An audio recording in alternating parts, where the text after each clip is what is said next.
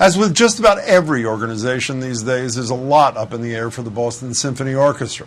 Live performances have been put on hold for more than 6 months, and so far it's unclear when they might resume. But however things shake out for the BSO in the weeks and months ahead, we did learn one thing for certain yesterday. Music director Andris Nelsons will be at the helm for many more years to come. The orchestra announced his contract has been extended through the 2024-2025 season, along with its partnership with the acclaimed Gewandhaus Orchestra in Leipzig, Germany, which Andris also leads. He joins me now, along with BSO President and CEO Mark Volpe, who's set to retire in February after 23 years in that role. Gentlemen, congratulations. It's great to see you both. Thank you. Great to see you. Thank you, too. This is exactly Andris, how I planned my last year with the Boston Symphony. Andris, you're in Germany, yes? Yes, I'm in Leipzig, yeah, because your announcement was yesterday from Leipzig, so I'm still here in Germany now, yeah. Why was it so important to you, Andris, that your BSO commitment to you be extended? What did it mean to you? I think, of course, starting the already 6 years since I started as a music director passed so quickly, and it was such a great chemistry with the orchestra, and I think because of these very challenging times now where we are isolated from each other, and it somehow learned so much also to me that I physically miss performing and seeing my colleagues, and I just wanted to come with the idea about the future, so we could be able to be patient, but to look beyond what we are now with this corona situation. That to come with a message which is bringing us also in the future and looking forward to the future despite the pandemic, but it has learned how much I missed and how much we miss each other, and of course our audiences, and so therefore with this announcement we can make a bridge. So Mark, the time when it's finished. Mark, it seems to me it's sort of a circle of life thing, if I may. You're, after 23 years, leaving, at least scheduled to leave in February. Andris is extending. My sense of things is you locked up a contract with your players not too long ago. I assume your goal was to extend Andris before you were gone as well. Is that a safe assumption? That's a safe assumption, and there are certain core elements that define the Boston Symphony, and certainly it starts with the players. But obviously they remain, after 6 years, entirely enamored of Andris. And this COVID period, and you know, there's a certain, you know, pressure we all feel, but our artists in particular, idle time, and we just needed a morale boost. And so timing and life matters, relationships matter, and we just thought it great at this moment, this juncture, to solidify the relationship for years to come. By the way, it was a morale boost for the audience as well, speaking for the audience of the BSO. Andris, since the day, if I can call it, the music died in March, at least live music, more than 300 concerts have been canceled by the BSO. Is live music resuming in Europe sooner than it's expected to return here? Yes, there are several orchestras and several cases of like, for example, in Salzburg, in Austria, the concerts in August they've taken place with half of the audience, which is quite a lot, of course, for those times. And we did also opening in Leipzig with 1/4 of the audience, and obviously with the distancing on the stage. So there are some concerts and some activities happening, and of course, it's still not fully over, and I think it's still a big challenge.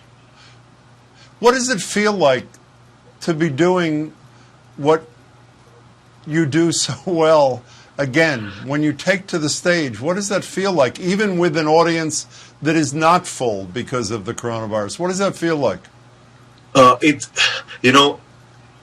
feels like, physically and emotionally, since February or March, we had no food, for the soul. It really feels like this emptiness, this heaviness on the heart, and this because music, to make music, is about the connection. It's about being collective, being together.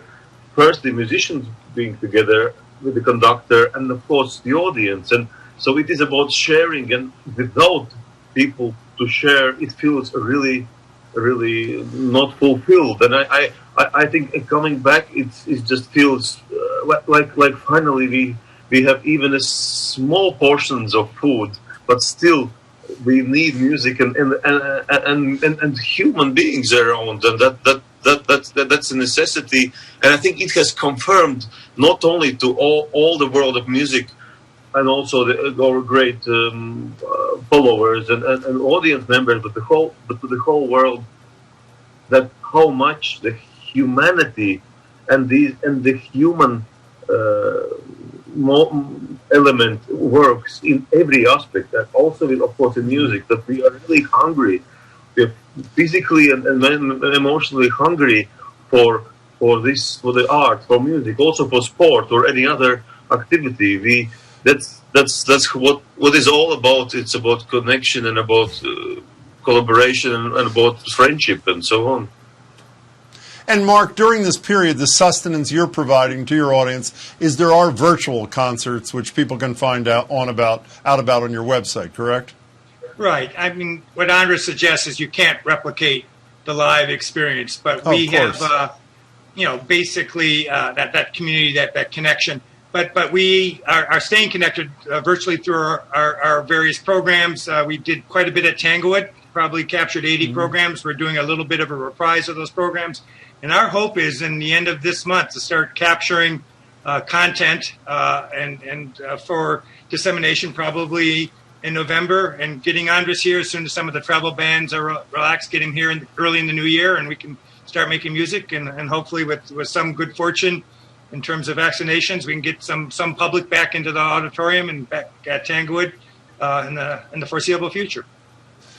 So, Andris, before you go, I only have a few seconds. I assume you've been practicing your trumpet night and day in all your free time. So are you ready to be second trumpet, first trumpet? Where are you in your progress? I'm really in a very dark place with the trumpet, I must say. My playing is not going well. But I found another I found another hobby of mine when I was a boy. I did martial arts, but particularly Taekwondo, and I'm coming back to that in the Taekwondo club here, and just to make some physical effort, and it helps for the discipline. Need to lose weight and all of these human things. But let me tell you, Andris, I don't think there is a Taekwondo chair in the BSO, but you can talk to Mark, and maybe he can work something out. Gentlemen, congratulations to both of you and to the whole orchestra. Andris, it's great to see you. Mark as well. Thanks so much, gentlemen. Great to see you, and thank you so much. Thank you. Be healthy. Stay healthy. You as well. You as well. For more information about the Boston Symphony Orchestra's online offerings, including their at-home series and encore recitals, visit bso.org or youtube.com/Boston Symphony.